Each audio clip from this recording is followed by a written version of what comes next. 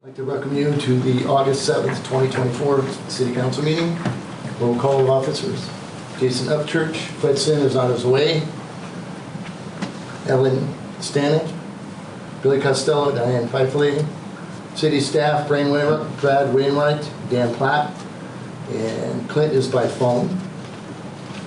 And then tonight's invocation is Tim White of the Tri-County Christian Center. We'd ask you to stand at this time. Let's pray. And Father, we thank you for just our nation. We thank you for your blessings that are all around us and for this town that we get to be part of. Thank you for our city council, for you to give each of them wisdom and unity, and as they discuss the issues from park issues to the expansion. And we just pray for your hand of protection upon us in this area in this time of fire season. And thank you for the successful outcomes so far, and may they continue. And we just ask for your blessing and leading of this town in Jesus' name.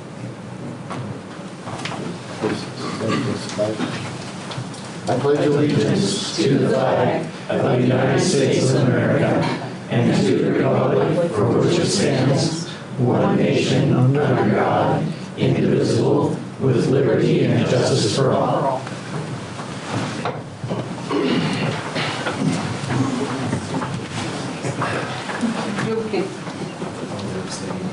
Item 4, approval of agenda. I move to approve the agenda. Second. All in favor? Aye. Motion carried. Item 8, approval of July 17th, 2024 regular council meeting minutes. Make a motion to approve. Second. Okay. All in favor? Aye. Motion carried. Interested citizens, oral communications, requests and comments from the audience on unrelated agenda items.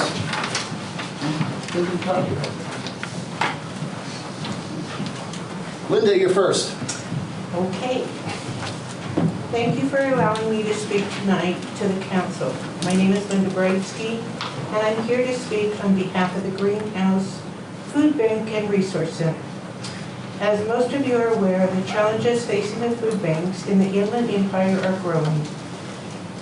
Many of our food banks have closed or are limiting their days of service. This is for many reasons: the weather, the lack of volunteers, but mostly for financial support. A year ago, the food bank served approximately 80 families per week with monthly food boxes. Today, that average is closer to 400 families. We are now providing food for over 1,000 men, women, and children a month at the greenhouse. Partnering with the Second Harvest, Harvest Northwest, local grocery stores, and the Food Rescue Program, where our volunteers drive 3 times a week to Spokane to pick up food and hygiene products, we are keeping our shelves full. Our greenhouse volunteers box and sometimes deliver and supply food and clothing to our community. We service the elderly, working families, veterans, homeless, shut-ins, and people just simply down on their luck. I recently delivered a food box to a citizen who was simply unable to get a ride to the greenhouse. Our warehouse manager, knowing her likes and dislikes, was able to put together for her and her children a full box of food, including cupcakes for the babies. This is what the greenhouse is about.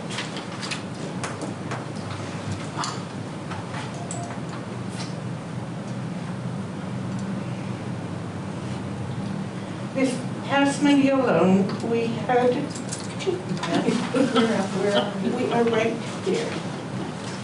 This past Monday alone, we had 10 additional families asking for help in addition to those we already serve. We have food. What we don't have is cash to continue to pay the utilities, phone, mortgage, insurance, gasoline, and salaries of 2 part-time dedicated employees. We recently did a mailing asking for donations, and the citizens of this community stepped up and gave generously. We thank them from the bottom of our hearts. This money will go far in keeping our doors open. I recently joined the team and am taking classes to become a grant writer in hopes of helping the greenhouse stay financially solvent. I've written several grants and I'm hoping those will help us out to get some much needed new and additional equipment. Grants are either restricted or unrestricted, but most grants are restricted. This means they must be used for that written purpose only. Example would be shelving, laptop, freezers, etc. Our volunteers are among the best in this community has to offer. Our group of volunteers meets our clients with smiling faces.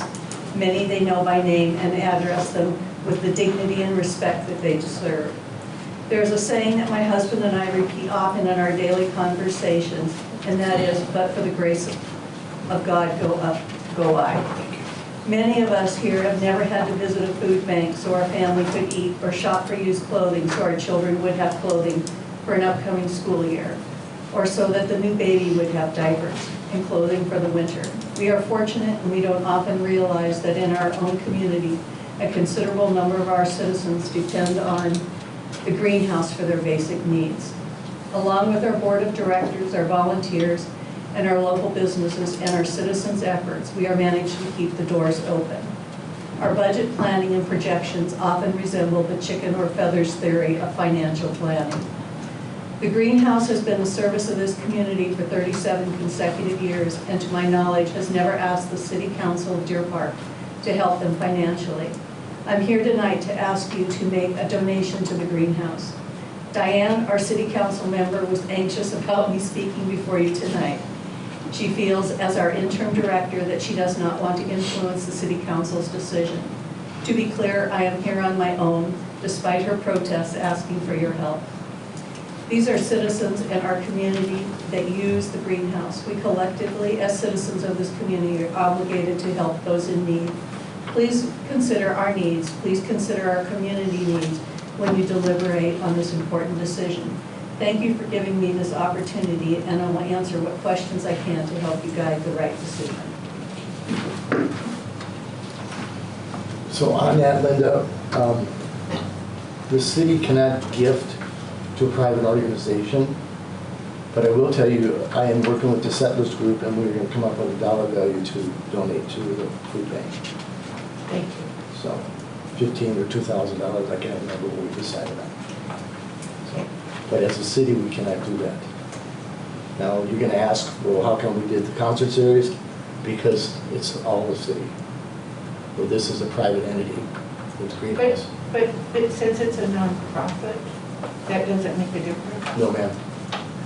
So, but I would, before you leave tonight, give me your phone number and I will call. Well, I've got your number on email. On speed dial, Yeah, I think. that's speed dial. And I will talk to Sue and we'll come up with a dollar value that we'll donate to the Settlers Committee. Thank you. Could I ask, are you free to share? Are you guys like about to shutter your doors? Are you, what? No, we're not about to shut the doors, but it's like 1 month you have money, the next month you don't have money. Yeah. And with the grants, I'm hoping to neutralize that a little bit.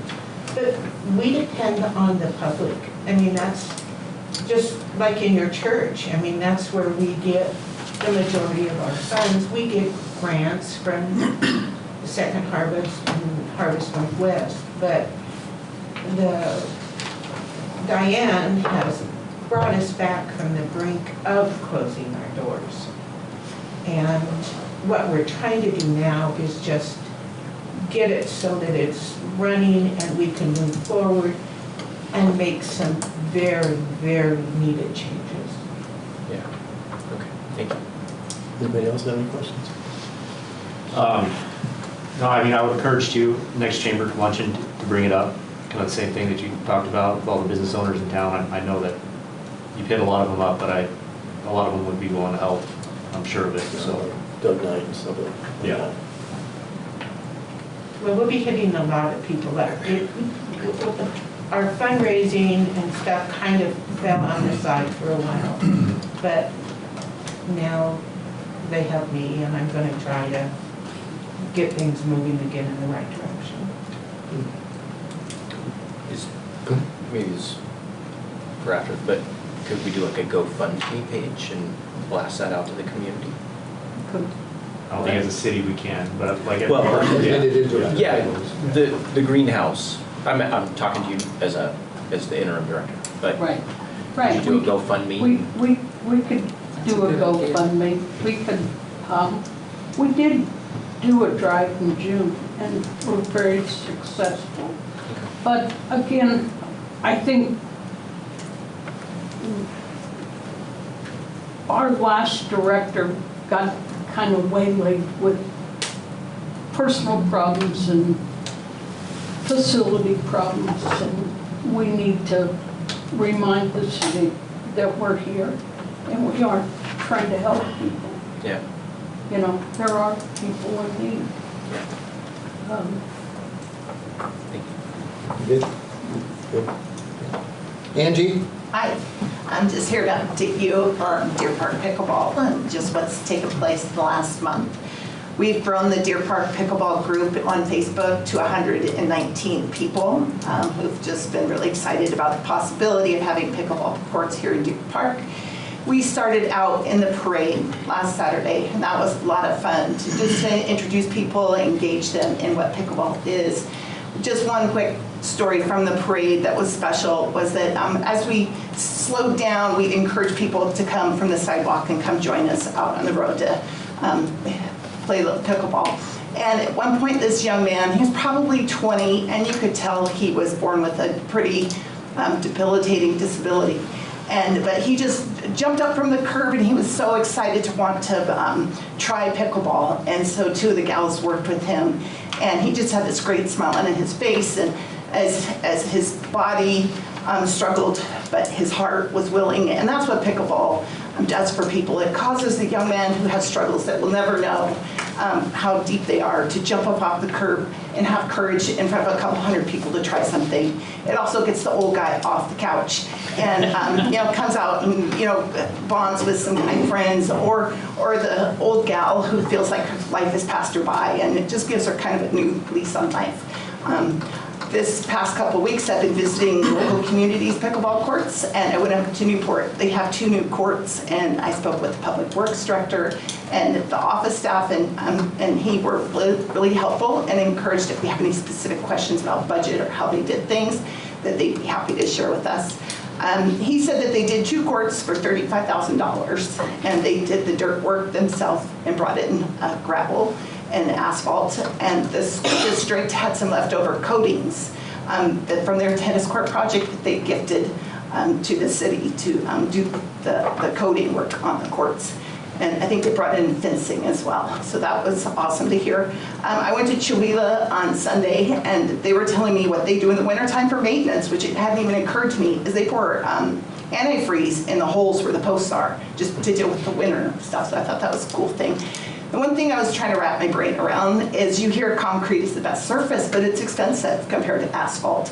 So a couple of communities, the way they get around that is they pour a 1-foot frame of concrete and then they put the asphalt in it. So it just helps stabilize the asphalt and you get less movement. So I thought that was kind of a cool idea. I do have a manual I wanted to get the city. It's a design and maintenance manual for pickleball courts.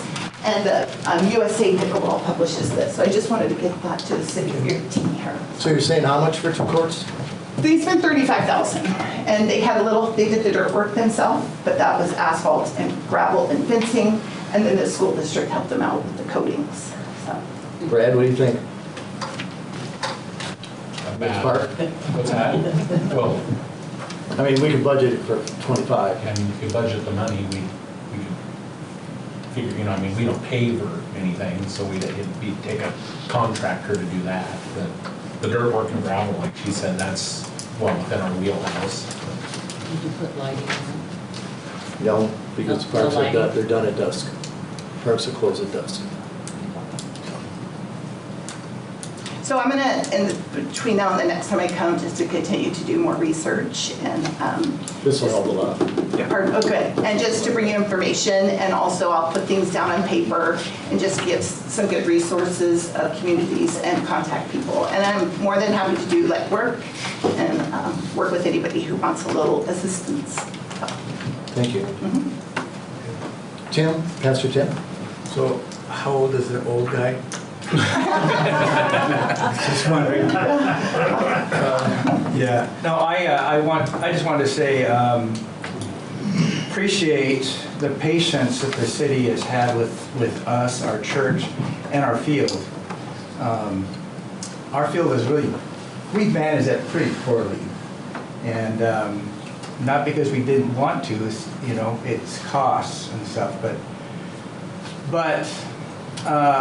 and then again this year, you know, a very gracious, but hey, you got to take care of the wheat, and so we did all that stuff. But I just got more aware. I just need to apologize to the city on behalf of our church for not taking as good care of our field. We have about a little over 5.5 acres in just open land, really. And with all the weed stuff, people get concerned about the weeds. We are going to make a change and make sure we take really good care of our field for the sake of our neighbors and our community. So, I wanted to just thank the city for those who have called me, Jason at one time, and others, and as well as Spokane, not just weed people, but we will do better from this time forward. So, but thanks for your grace. Thank you, Tim. Richie, you're up. Okay. Well, on the behalf of the unassociated press here, would like to ask that when you guys are swearing in new people to your council, that might be advertised at a specific time or done at the beginning of a council meeting period, even if it bumps this meeting back like 5 minutes. I know that that's something that, as far as the press would like to do, is get some photos of that, but also it makes it easier for people who are citizens to be able to come and witness that as well. So just a recommendation on that. Regarding the greenhouse, there are ways that the city can work with nonprofits. I think of the Chamber of Commerce as an example. The Chamber of Commerce is paid a specific amount of money to provide a service to the city. What if there is a service that the greenhouse can provide to the city that they could be paid for on a regular basis? For example, if there are people who need support with their water and sewer bill, could that be handled to the greenhouse and then the greenhouse be paid for that? It's just an idea that I was thinking of as we were listening to the conversation.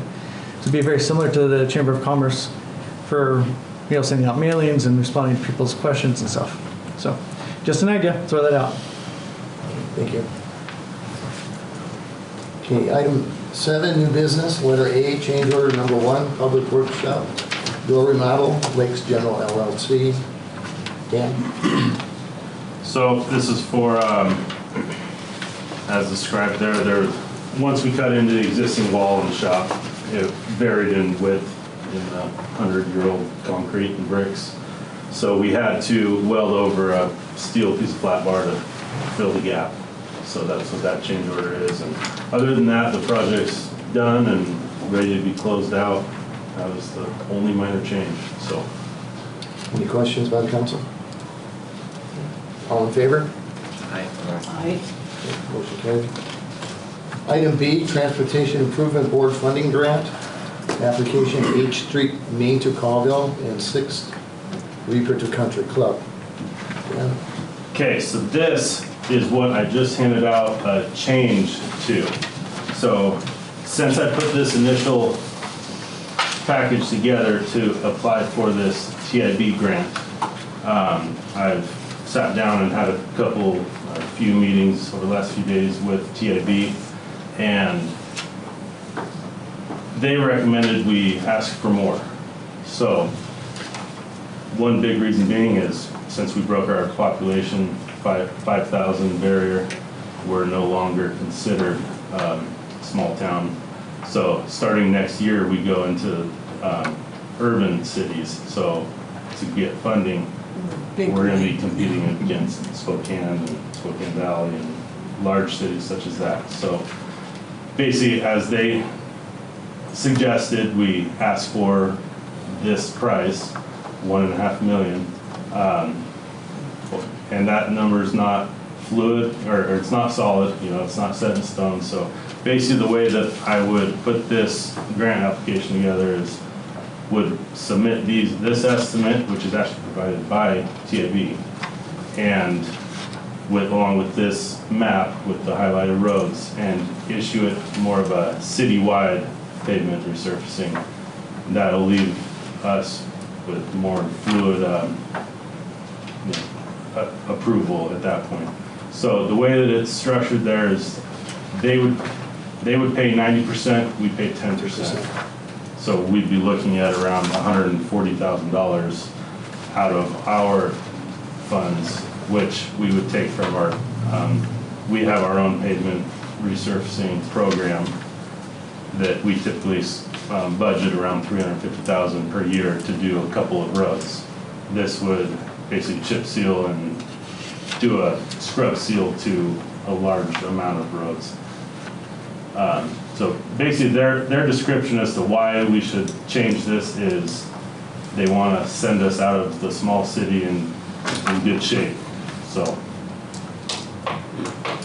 Question? So rather than just these two roads? Rather than just those two roads. This whole map? We would request this whole map. Now, this request would not get this whole map paved, but it would get a large amount of it resurfaced. So it would add large amount of life, an extra wear layer to a large amount, you know, a good amount of our city streets. So what I'm asking for here is approval to submit the grant application to TAB. Is that what JUB does? Will they be doing that, or are you doing that? This one, I'll be submitting this one. And so we'd be on the hook for 1.4? No. Or, I'm sorry, 140. 140. 10%, yes. If we're approved for that full amount of 1.4 million, roughly. And like I said, that's kind of, at this point in the stage, that's kind of a fluid number. It can change. We can, you know, as we go through the application process and we get approval, then it can change, you know, market pending.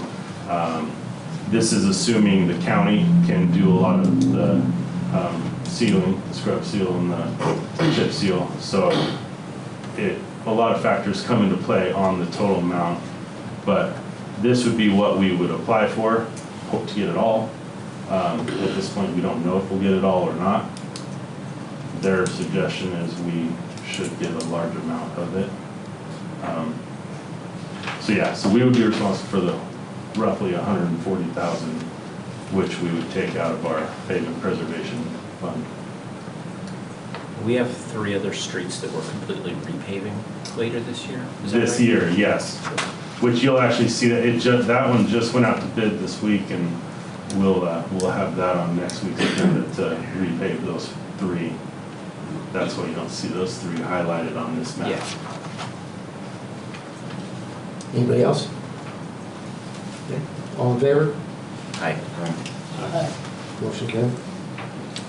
Item C, splash pad projection update. Dan? Okay, so we've got the stand for TV. We've been putting together different estimates and different ideas for the splash pad. So, you know, we've been talking with a couple different manufacturers. One of them's been a lot more responsive than others. You know, there's different costs and different things that we could, you know, that are on this estimate that we would be able to participate in some of it, such as, you know, running the sewer line up to it and water line up to it. And so some of those we can participate ourselves, such as what she was explaining with the other city's pickleball courts. We could participate a small amount, but then as far as the actual pad itself, that'd be subcontracted out. Let's see, the splash pad, we can do all sorts of different shapes. We're gonna probably go for more of a circular oval shaped is our plan. So here's the first idea. This is not what we're going with. This is basically kind of showing all different options that we had compiled, which is substantially over our budget, but it was kind of a broader idea. So it shows parking, pickleball courts there, which are not going to be part of this, but it was an idea that will probably be in part of a future project. Walking path to connect the bathrooms, the playground, the splash pad, and then over to the arena or the stage. So here's one of this is basically the smallest, cheapest option. So this doesn't include the concrete or the infrastructure or anything like that. This is as the package comes from the splash pad distributor. Dan, could you go back to the last slide and point on the map where they were thinking, is it that round at the bottom left? Splash pad? Oh, okay. Right here. Okay. Yeah, right next to, up there, next to where, that way it's next to the playground. Okay, thank you. So this would be basically the smallest one.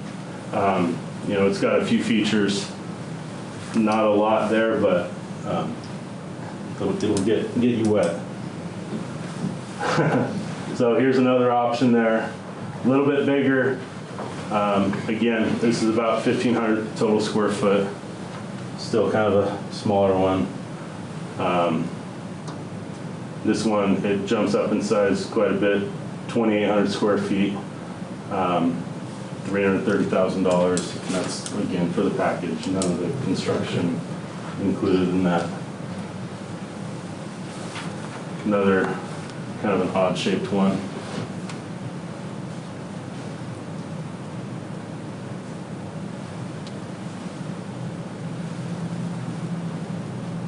This one bumps up price a little bit each one. You know, basically all the features that you're seeing, you can do different, interchange different water features. Some of them, you know, we'll have to, when we're picking them, there's hundreds of options.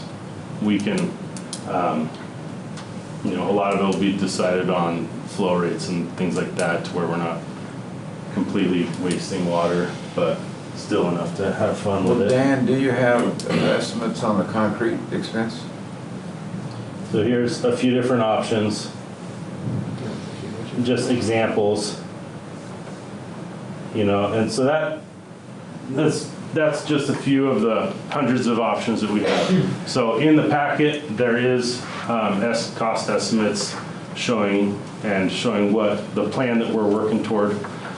We're planning on working toward the around 400,000 range for the equipment, and then yeah. Do you have any bids on concrete yet? We do not have any bids because we don't have the full design done yet. So, but as I explained in the letter, that's our plan, is to not proceed with the pickleball courts at this time. We're going to proceed with the splash pad and walking paths, along with the associated benches around the splash pad. All those costs you had, that was from one bid, one company, Vortex?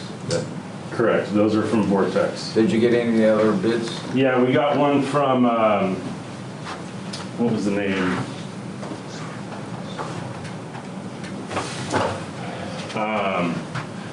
We received some prices from Rain Deck, but they're roughly 20% less expensive, but they are lower quality. So Lower quality, how do you know that? that's because the engineers have been looking into it. Oh, JUB said that? JUB, yes. But you can see there the manufacturer name, Rain Deck or Vortex. You're welcome to look them up as well if you'd like. A lot of this is going from calling a couple of other, you know, municipalities that have worked with them. I know a couple of their engineers have designed them with other cities, so those are the ones that they have working on this project. So. Larry knows some of those? Pardon? Larry? You know Larry? Yes, So, we can contact him too. yeah, okay. You've got his number. Thank you for I do. pictures. Yeah, so at this point, like I described in there, our plan is to proceed with design of a $400,000 package and then start putting together actual plans and start designing a pad in that location. Yep. So, And you said 40,000 for the features? no, 400,000. No, I mean for the features, the sprinklers and all that. Was that No, 400,000 Was it for 400? that and, in addition to the bid that you got there, or those bids? No. It's this one right here. The hardware would be how much then? $400,000. In addition to the bids? If you look through your council packet there, it's got a broke down. So we've got a 10% engineered estimate that'll show broken down each line item. So there's water main restoration, 80,000, splash pad drain pipe costs associated there. So it shows the excavation, the concrete work, site restoration, you know, restoring the grass back to what it was around it, things like that. So, but as far as the water features themselves, I think that's what you're asking. That is what these costs that were in the slideshow were for, depending on the package, around varied from 200 to 420,000. So our plan is to proceed with the 400,000, saying from based off conversations in past meetings. That's the plan, is to go with the biggest, best one that we can do. Yep. So, Yeah. any questions? Well, just a comment. I was pleasantly surprised with the estimated 10-year maintenance cost. So annual maintenance and operating costs at $7,600. I mean, compared to what we spend over here, that's a solid. We don't need to chlorinate the water. We don't need to have lifeguards Yeah. on duty. That's a wonderful ton less option. maintenance. Yeah. So I think that's excellent. We good? Any more questions? Thank you, Dan. Yep. That's great. Item D, discussing regarding council positions 6 and number 7. What I would like to see is that opened up for people to resubmit. And you're also going to have to, we would like to put that in our city website and also in the Tribune, advertise for that. You're going to have to come up with number 6 and number 7. One would be a 2-year, one would be a 4-year. Yeah, I was gonna ask you about that. You have to decide that too. But according to current terms, right? So one would be for the 2025 election, one would be for 2027, right? They No. both be on the 25 Ballot. election. They both would be? Oh, they'd be Yes, both temporary, but then one will be 2, one One will is be 2 4. years and one is 4, that gets it back into the rotation. So what you would be doing now after September would be appointing them. You know, they would have to run for the position. Okay. Yeah, I mean, I know we talked about possibly hiring people today, or choosing them today, but I just think the legality of it, we didn't have these positions opened up before, so I think it would be great that Weiss opened it up, but also the people that have applied for an interview, I don't think they should have to do that again. I will call them and ask them. Make sure that they get permission. Make sure we got permission. So I would like to make a motion to post positions 6 and 7 on the city website and have it advertised in the Tribune as well. I'll second. And September 3 the cutoff. So, yes. So September 4th to interview the new applicants. Yeah. Okay, do you have a second? All in favor? Aye. Motion carried. September 3rd. So on that day, will we need to make a motion to expand the council and then to appoint? Or what's the actual, do you know what the actual? You know, technically, we don't have to make a motion to expand Okay, because the population has already done that, okay, as per RCW. okay. Okay, what it does is the ERCW does not define a date that it has to happen. Okay, so we just define the date. It does define farm to staff. So while you're on that subject, the additional spaces won't be done until November further. Table. We'll just squish you guys in there. We'll make it You work. gotta build it bigger, right? They'll extend this way. Yes. That's fine. Okay, so that passed. Item 10, consent agenda, letter A, approval of voucher claim check numbers 42-193 through 42-247, including EFT debits in the amount of $411,373.13 for the second half of July 2024. Item B, approval of payroll checks number 15-532 through 15-569, including PF and LTC 941 taxes and health benefits in the amount of $176,533.87 for the month of July 2024. Motion approved. I'll second. All in favor? Aye. Item 11, council questions, comments, reports. We'll start with you, Jason. Nothing today. Fred? Skate park, I would like to get that fence lowered and have it open. It's too it's unused the way it's designed. We've got it gated up. I've talked to local residents. I think they would be okay with opening back up like it was before. Brad? Sorry. Who wants to lower the fence? Skate park. Okay. It was, after I read all of the lawsuits and everything, I read it front to back. That fence was put there by the mayor. You know, basically the way it reads is it was Mayor Wolf's decision. You know, that's how they were going to regulate the park. That's what the judge said in the lawsuit, was basically that there had to be better supervision. And the noise had to be abated. So we did that. We boxed them in. We put silencing pad inside of them. So I guess the decision on your guys' behalf would be, now we have security cameras there that the sheriff's department has access to 24/7.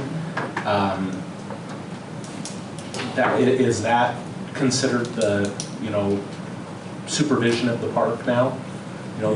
Basically what Mayor Wolf's idea was behind it was to close it so that when there wasn't anybody here, and they said that the lifeguards were not enough supervision, because they're only there a couple months and this and that. So it was done by, from what I could never find anywhere where it said that the council made the decision. It sounded like it was Mayor Wolf. So whoever makes that decision, whoever's going to make that decision is. Did I answer your question? Yeah, I don't think there's anything to prevent us from doing it. It was the mayor's decision. I think there was a court order. There was a judge that decided. He never said, nothing specifically said what you have to do or how it needs to be done, just that something needed to be done. And basically left it up to the city they found in the city's favor for everything, the wrongful use, the setbacks, everything that the Friends of Swinyard Park went after the city for. But they did say the noise was too much and it needed to be controlled better. And that was their method of control at that time. So that wouldn't preclude us from doing that. Well, they climb over the fence now. So You make it shorter, they're going to be over it all the time. well, they can access it then. We won't have a gated wire. No, you cannot do that. It's got to be locked. Doesn't have to be locked. well, it has to be supervised. It has to be supervised, and how you decide to do that is. Well, we're not supervising it now. What's that? Well, it's locked. Yeah, it's locked, So but that's we're the not. supervision. It's not. I mean, we do have certain hours, but they're limited. Because it was till dusk. It was just the park hours originally, and then It's not even open on Sundays. 2004 or 5. What, it's closed on Sundays and it's open on Saturdays? Saturday, Friday, yeah, it's 8 to 5. 8 to 5 Monday on through Saturday. Saturday. And then on weekdays, it's, when is it open? 8 in the morning, 8 to 5 during the summer, and then the winter, the hours Right. change. So it would be a little bit expensive to lower those census, but, and then Could I think the gate is optional. I don't think we need. Could I propose just maybe a middle way? Like, what if we, is your issue that the kids can't access it all, or you would open it up? I just opened it up. What if we just open the gate, let the gate stay open, and try that for a month, and see what happens? I think you're gonna have a problem. Well, we'd find out fast, and we could always lock, and we could always lock We've already it. found out that, And we could always lock up the gate if we got too many complaints, because that would answer the question without making anybody do any work. I can tell you, we've got phone calls. I had a guy, one of my guys that was supposed to be here to lock the gate, and his wife's friend got a flat tire, so he stopped to help her, and he was 20 minutes late to lock it, and one of the residents over there called and was complaining that it wasn't locked. It wasn't locked at 5 o'clock. But the 5 o'clock time is an arbitrary time, right? Right, I mean, that we've put in. It could be dusk, right? Before me. Yeah. Jason, the reason it's 5 o'clock is that's when they're on duty. That's when they quit their shifts. Right. Yeah, but it's not like the park shuts down at 5 o'clock, so. Well, I would be okay with doing that, just temporary basis and see. the real answer to the problem is to move it. Get rid of it. Put it someplace where it doesn't I'm harm. talking about temporary. We can do that down the road, and I suggest that we should. I don't think there's a temporary solution. I think there's only a permanent solution. That was the hours that you said. And because I think you're gonna end up having complaints. If we move it, it's an old skate park, it's in poor condition. Right. So keep in mind, if we move it, not only would it be an expense to move it, it might not survive a move. So if we're gonna move it, we need a plan to reconstruct it. Well, I'm thinking So- of just building a new one. Right. It doesn't need to be, So it sounds like it was locked due to, someone suing us, and it was council or mayor's decision to lock it up. Right.